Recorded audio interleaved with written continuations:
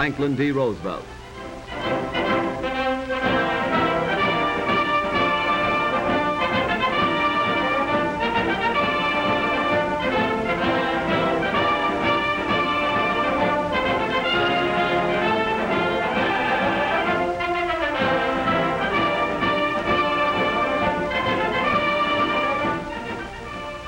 Every worker in the country, farmers, bank presidents, streetcar conductors, dentists, teachers, clerks, mechanics, even unskilled laborers, work 3 months of every year to pay for what government spends.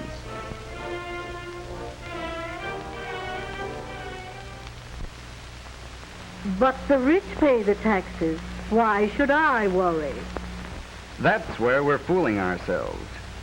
Why, if government took all incomes over $5,000 a year and taxed them 100%, that would pay the cost of government for only 4 months. Everyone, whether in the factory, shop, farm, or office, pays for the cost of government. Well, suppose we do. But I am willing to pay taxes to provide national defense for my country, to see that we have an army, a navy, and airplanes strong enough to protect us against any invaders. Every American agrees that our country's defenses must be so strong that no nation would dare attack us. We don't want what has happened in Europe to happen here. Let us not forget the lesson taught by Europe's agony. We all know that England and France tried the easy way.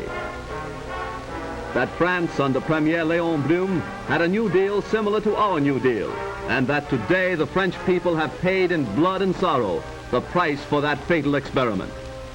Every thinking, patriotic American favors this country building up its national defenses at once.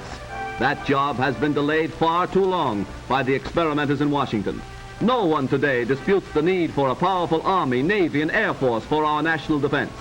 For these taxes are willingly paid.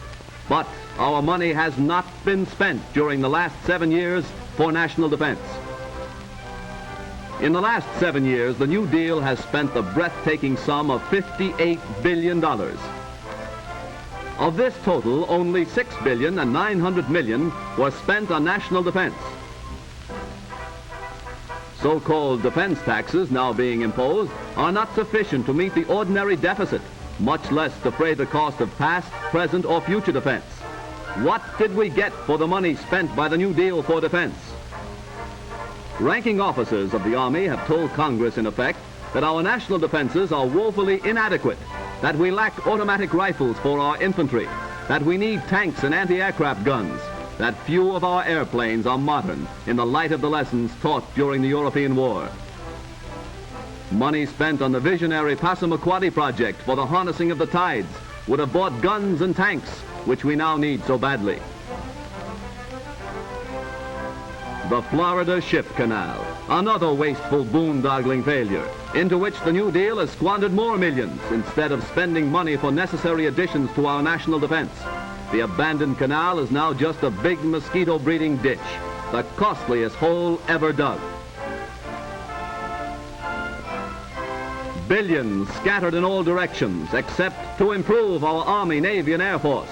New agencies, new departments, new bureaus, more and more job holders to run these agents. In the last 7 years, the number of civil employees of the federal government has increased by almost 400,000, and increased double the size of our regular Army, and many of them receiving salaries far above that paid to the average man and woman in this country. The chief task of this great army of job holders has been to figure out ways and means to spend more and more of your money. Greater spending, greater debts, increasing taxes. Already the national debt is at record high. In 1917, our debt was not much more than the amount we now pay in annual interest. In the wake of the World War, the national debt rose to $26 billion. Then the enormous total is reduced. Slowly it moves downward and prosperity blankets the nation. Machinery whirls, railroads rush carload after carload from producer to consumer. Despite honest efforts for recovery, depression increases the national debt. The national debt rises. 1933, $22 billion, and up it goes. Down go employment and earnings. 1937, the mounting debt has its impact on our struggle to recover from the Depression. Factories close, unemployment, unrest. But the debt continues soaring, up to $40 billion, to $45, and now on its way to $49 billion. Such a debt, created by wasteful and reckless spending, today makes more difficult our job of paying for the national defense we need. The workers' efforts create wealth and supply the money for government spending. The government has no money of its own, except what it takes directly and indirectly in levies and taxes from every pay envelope. Today, more than 25 cents of every dollar of our national income goes for taxes, local, state, and federal. Each of you pays these taxes, taxes that start with raw materials and compound themselves right down through manufacture to the finished product when we buy it. Secretary of the Treasury Morgenthau said recently that more than 60% of the taxes collected by the federal government are paid by consumers, and that means every one of us. In collecting these hidden taxes, the busiest tax collectors of all have no titles and wear no badges. They're the butcher, the baker, the candlestick maker. Hidden taxes are concealed in most of the things they sell. Taxes on taxes that are passed on to us, who pay when we buy the necessities of life. According to statistics compiled by the Northwestern National Life Insurance Company, father works a whole week just to pay the tax on the family's annual food bill. Before the daily bread can be put on the table, all kinds of different taxes must be paid. Every product, every service that makes for comfort and pleasure in the daily life of the American family is taxed in many ways.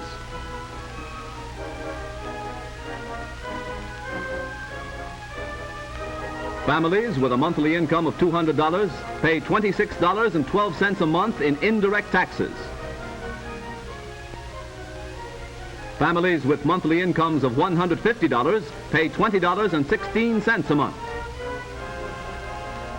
Those who live on monthly incomes of $80 were paying $10.25 a month in hidden taxes before we began the long-delayed rearmament program. Every time my lady dresses, she dons as many taxes as she does clothes. When we relax and seek pleasure and entertainment, Mr. Taxes always joins us, and we must pay for him too. Because of the taxes fastened on the cost of building, the normal cost of this house will buy only this modest home. Automobile owners now pay some $400 million a year in taxes on the cars they drive, taxes that must be paid before the wheels turn. And to add to the cost of every mile traveled and every furrow plowed by farm tractors, the tax paid on gasoline alone reaches the astounding yearly total of $1 billion.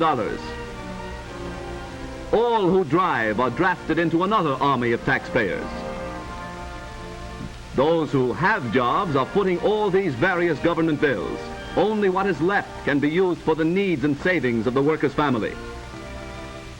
You are taxed to pay the salaries of men like this bureaucrat, symbolic of the mailed fist of centralized bureaucracy that knocks at democracy's door demanding a third term here, rampant in the totalitarian nations of the old world, plunging Europe into war, subjugation of the courts, purges of independent legislators, perpetuation of the executive in office, regimentation, war. It must not happen here. But liberty survives only for those who are wise enough and strong enough to preserve it. Let us rid ourselves of our New Deal failure before it's too late. Let us end wasteful spending and return to the good old American sanity and economy. All Americans must unite to stop the New Deal with its lust for power to perpetuate itself in office for another 4 years. It is in our self-interest to preserve the heritage handed down to us by our fearless forefathers. To save ourselves, we must dismiss incompetents and radicals from high places of government. We must elect Wendell Wilkie president and speedily become so strong no foe would dare attack us. To that end, let us now dedicate ourselves in a holy crusade that government of the people, by the people, for the people, perish from the earth.